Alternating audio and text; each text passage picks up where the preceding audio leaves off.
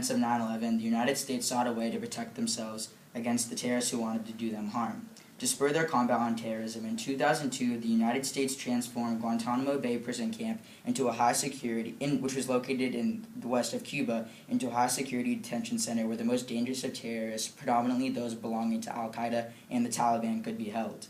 What began as a symbol for American security has now come to scrutiny for its supposed violations of human rights. Now, political conflict has erupted over whether the prison should be supported in the sake of security or closed for the protection of human rights. Today we will examine the sides of the arguments, the pros and cons of keeping the prison, and how the U.S. government is handling the situation. First, we can see why people are calling for the prison to be closed. The prison has come under scrutiny for allegations of violations of human rights. According to the Center of Constitutional Rights, prisoner statements in 2004 detailed accounts of torture and inhumane, degrading treatment. This included various acts of torture and unsafe conditions for the prisoners. According to Huffington Post, Marine Major General Michael Lerner, the man responsible for the creation of the detention center, said that it should be shut down because it does more harm than good. Lerner wrote in his novel, quote, "We squandered the goodwill of the world after we were attacked by our actions in Guantanamo, both in terms of detention and torture. Our decision to keep Guantanamo open has helped our enemies because it validates every negative perception of the United States." In recent years, Guantanamo Bay has become famous for its accounts of waterboarding, a form of torture where prisoners are forced to simulate drowning over and over. Recently, the prisoners of Guantanamo Bay have undergone a hunger strike, a legal form of protestation in accordance with the Geneva Convention. According to The Economist, the authorities at Guantanamo Bay say that, quote, "The prisoners have a choice. They can eat, or if they refuse to, they will have a grease tube stuffed up their throats, up their noses, down their throats, and into their stomachs, through which they will be fed. This can cause gagging and bleeding in a completion patient, and a lot nastier when done against his will. It takes up to 2 hours, during which time an uncooperative prisoner might be restrained to stop him pulling out the tube."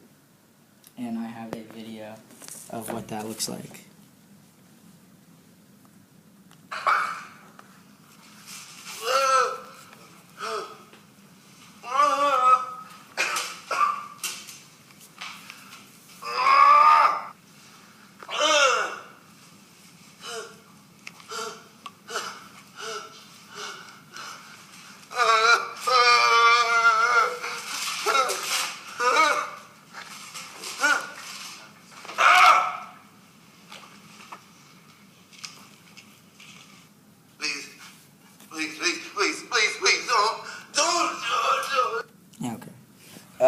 Despite this, there's still various support from people in the United States in keeping the prison.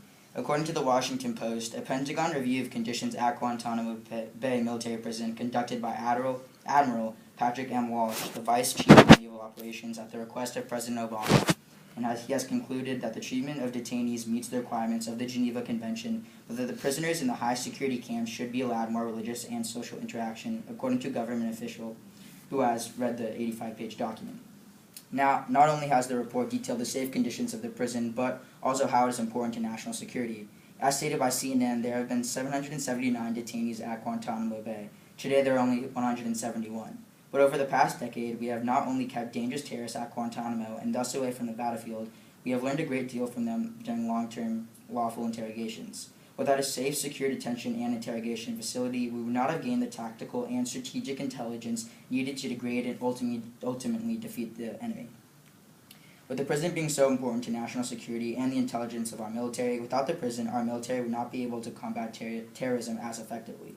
Also, the Obama administration has yet to suggest a reasonable alternative to the prison, which are all reasons why the prison should be kept open.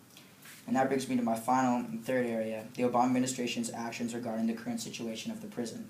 Despite all the reasons to keep the prison, President Obama has pledged to reduce the number of prisoners and slowly close the prison since 2009. In that time, the Obama administration has reduced the number of prisoners from 779 to 136 prisoners, according to CBS News. Recently, as CBS adds, 6 prisoners have been let go, the largest release the prison has seen in one day. The prisoners were held for almost a decade without a trial until officials at the prison deemed them innocent, and they have not been charged with any crimes, and they have been let go. Recently, however, it has been difficult to transport convicted prisoners outside of the prison. Because Guantanamo is located in the Cuban coast, prisoners cannot be transferred into the United States prison legally without Congress's support, and either must be transferred to foreign prisons or CIA black sites, which are undisclosed CIA prisons operating in foreign countries. According to NPR, if he wants to close it, he has to make a deal with Congress to lift the embargo on transferring detainees to the states, or he has to decide if he has the authority to defy Congress. They also go on to suggest that the best way for Congress to fund it if President Obama succeeds in collaborating with the Republicans, specifically Senator McCain. So in conclusion, we can see that no matter what your beliefs are in the prison, if the prison should be continued to be funded or closed, the prison has had an important effect on the United States' relations with other foreign countries and also our national security. Thank you.